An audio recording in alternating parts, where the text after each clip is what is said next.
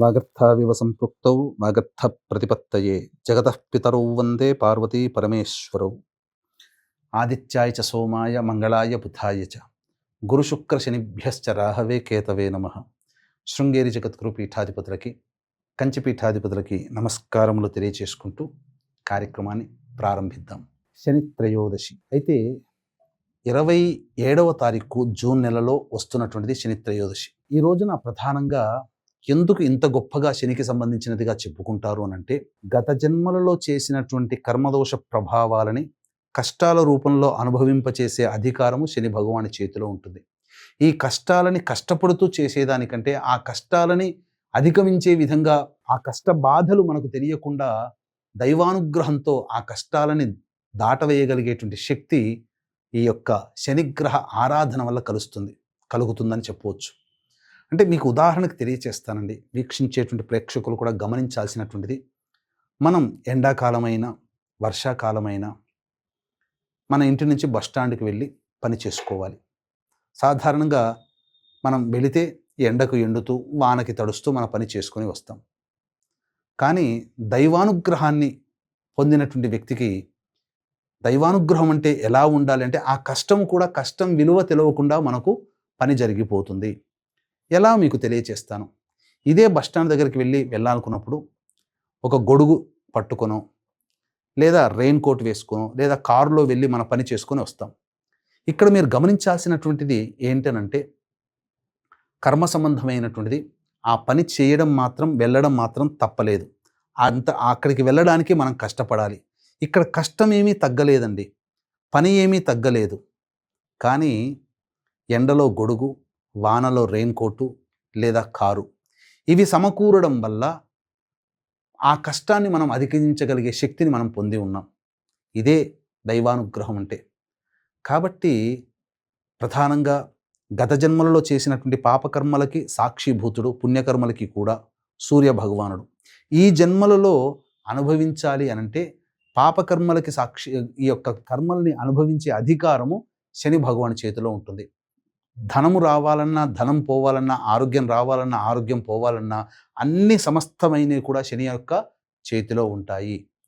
అందుకనే మీకు గమనించుకుంటే, ఏలిన నాటి శని ప్రభావం జరుగుతున్నప్పుడే స్వర్గీయ నందమూరి తారక రామారావు గారు పార్టీ పెట్టడం, 6 నెలల్లోనే విజయకేతనం ఎగరేసి సీఎం పదవి బాధ్యతల్ని పొందడం జరిగింది. అంటే మీరు ఆలోచించండి, శని యోగించాడు కదా, ఏలినాటి శని ప్రభావం కదా, కష్టాలు పడ్డాడా?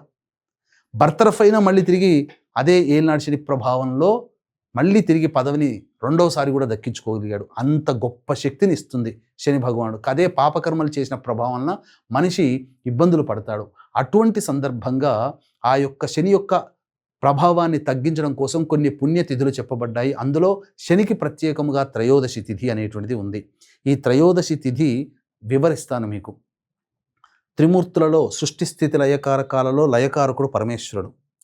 ఏది జరగాలన్నా ఏది జరగకూడదన్నా అన్నీ ఈశ్వరుని ఆజ్ఞ మేరకే జరుగుతాయి. ఈ కార్యక్రమాన్ని మీరు వీక్షించాలన్నా, ఈ కార్యక్రమాన్ని నేను చేయాలన్నా ఆ పరమేశ్వరుని యొక్క ఆజ్ఞ మేర. అంతేకాకుండా ప్రధానంగా త్రయోదశి తిథి రుద్రునికి సంబంధించింది, శనివారం అనేటువంటిది శని భగవానికి సంబంధించినటువంటిది. ఈ రెండూ కలిసినటువంటి ప్రదోషకాల సమయానికి కూడా ఈ తిథి ఉంటే శని త్రయోదశి పర్వణి పుణ్యకాలము. ఈ జ్యేష్ఠమాసము శుక్లపక్షము పౌర్ణమి ముందు వచ్చే శని త్రయోదశి జూన్ 27వ తారీఖు రోజున వస్తుంది కదా. ఆ రోజున గొప్ప విశేషం ఏంటంటే, శనికి సంబంధించినటువంటి నక్షత్రాల్లో ఒకటైన అనురాధ నక్షత్రం ఉండడం చాలా గొప్పది. కాబట్టి సంపూర్ణముగా శని ప్రభావంతో ఇబ్బంది పడుతున్నటువంటి మేష, మిథున, కర్కాటక, సింహ, కన్య, వృశ్చిక, ధనస్సు, కుంభ, మీన రాశుల్లో జన్మించిన వారు ఈ యొక్క శని ప్రభావం నుంచి బయటపడడం కోసం ఈ రోజున చేసేటువంటి చిన్న పూజా కార్యక్రమం కానీ, దాన కార్యక్రమం కానీ మీకు శని యొక్క అపారమైనటువంటి అనుగ్రహాన్ని కలగచేస్తుందనలో ఏమాత్రం సందేహం లేదు. అందుకే దీన్ని దృష్టిలో పెట్టుకునే మన పీఠమాధ్వర్యంలో మేష, మిథున, కర్కాటక, సింహ, కన్య, వృశ్చిక, ధనస్సు, కుంభ, మీన రాశుల్లో జన్మించిన వారికి శనిదోష పరిహారార్థమై ఈ 27వ తారీఖు రోజున సాయంకాలం 7 గంటలకి శనిదోష నివారణ పూజలు, హోమాలు, అలాగే మీ జాతకరీత్యా కలుగు విద్య, వివాహ, ఉద్యోగ, దాంపత్య, అనారోగ్య సమస్యల నివారణకి సర్వదోష నివారణ పూజలు, హోమాలు జరిపించి శక్తిపాతం చేసినటువంటి కరుంగలి మాల ఇవ్వడం జరుగుతుంది. అవకాశం ఉన్నటువంటి వాళ్ళు స్క్రీన్పై కనిపిస్తున్నటువంటి నెంబర్కి సాయంకాలం 27వ తారీఖు 6 గంటల లోపల కాల్ చేసి మీ గోత్రనామాదులు నమోదు చేసుకోవచ్చు. ఇక మీకు మీరుగా చేసుకోగలిగేటువంటి పరిహారం ఏంటో తెలియచేస్తాను. వీలైతే బ్రహ్మముహూర్త కాలంలో లేచి కాలకృత్యాదులు తీర్చుకొని 5:30 గంటల కల్లా మీరు నవగ్రహాల దేవాలయానికి వెళ్ళండి. లేదా 5:45 తరువాత ఈ యొక్క దుర్ముహూర్తం ప్రారంభమవుతుంది. దాదాపుగా 7:54 వరకు ఉంటుంది. కాబట్టి వీలైతే 8 గంటలకైనా కానీ చేరుకొని నవగ్రహాల చుట్టూ శివాయ నమః అంటూ 27 ప్రదక్షిణలు చేసి శని భగవానుని దగ్గర ఇనుప ప్రమిద లేదా మట్టి ప్రమిదలలో నల్ల నువ్వుల నూనె వేసి దీపారాధన చేసి ఆ శనికి తైలాభిషేకం జరిపించండి. స్వచ్ఛమైన నల్ల నువ్వుల నూనె మాత్రమే వాడాలి సుమా. తరువాత అన్నము నల్ల నువ్వులు కలిపిన ముద్దలు 3 మరియు నల్ల నువ్వుల లడ్డూలు ఈ యొక్క లేదా నువ్వుల లడ్డూలు స్వామికి నైవేద్యంగా పెట్టి పంచండి. ఈ యొక్క అన్నము నల్ల నువ్వులు కలిపిన ముద్దలు మాత్రం దేవస్థానంలో చెట్టు కింద కానీ పిట్టగోడ దగ్గర కానీ పక్షులు తినే ప్రదేశంలో వేయండి. ఇక తదనంతరం ఆ యొక్క రావి చెట్టు దగ్గరికి వెళ్ళి దగ్గరలో ఉన్నటువంటి రావి చెట్టు చుట్టూ కూడా నారాయణాయ నమః అంటూ లేదా శివాయ నమః అంటూ ప్రదక్షిణలు చేసి తదనంతరం పడమర వైపున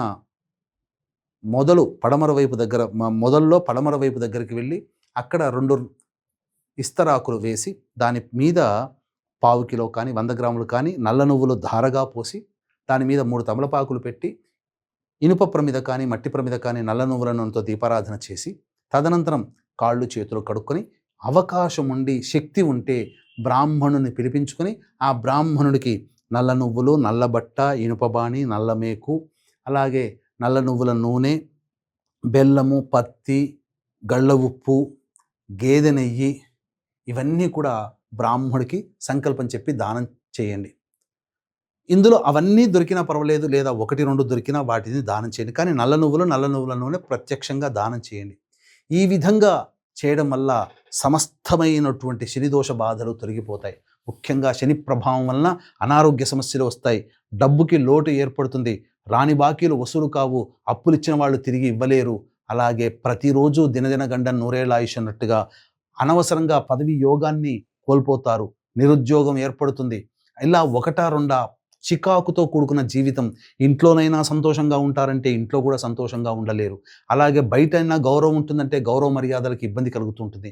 ఒక రకంగా చెప్పాలంటే చాలా ఇబ్బందికర పరిస్థితులు ఈ యొక్క శని ప్రభావం ఉన్నటువంటి రాశుల వారికి ఏర్పడబోతుంది. కాబట్టి ఈ చెప్పినటువంటి విధంగా ఆచరించండి.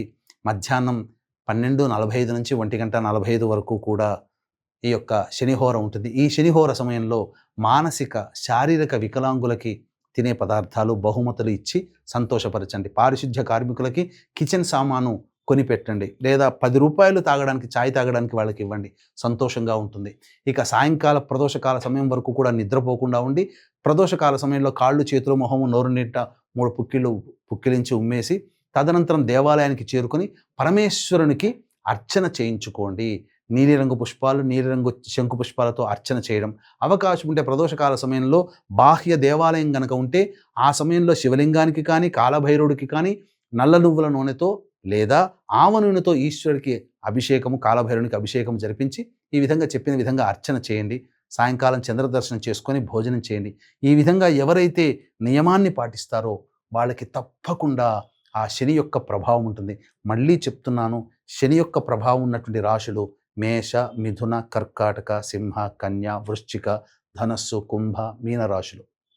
ఈ రాశి వాళ్ళకి ఉంటుంది. శని నక్షత్రాలైనటువంటి పుష్యమి, అనురాధ, ఉత్తరాభాద్ర నక్షత్రాల్లో జన్మించిన వాళ్ళు, శని దశ, శని అంతర్దశ జరుగుతున్నటువంటి వాళ్ళు, ఇనుము సంబంధమైనటువంటి వ్యాపారం చేస్తున్న వాళ్ళు, ఇనుము సంబంధమైనటువంటి వృత్తుల్లో ఉన్నటువంటి వాళ్ళు, అలాగే ఏసీ కూలర్స్కి సంబంధించినటువంటి వాళ్ళు, తోలు పరిశ్రమలతో పనిచేసేటువంటి వాళ్ళు, అలాగే పాతకాలపు వస్తువులు అమ్ముకునేటువంటి వాళ్ళు, వీళ్ళందరూ కూడా ఈ యొక్క వృత్తిలోకి వస్తారు. కాబట్టి సేవకా వృత్తి చేసుకునేటువంటి వాళ్ళు వీళ్ళు కూడా ఈ వృత్తిలోకి వస్తారు. కాబట్టి వీళ్ళందరూ కూడా ఈ విధంగా పరిహారాలు చేసుకోవచ్చు.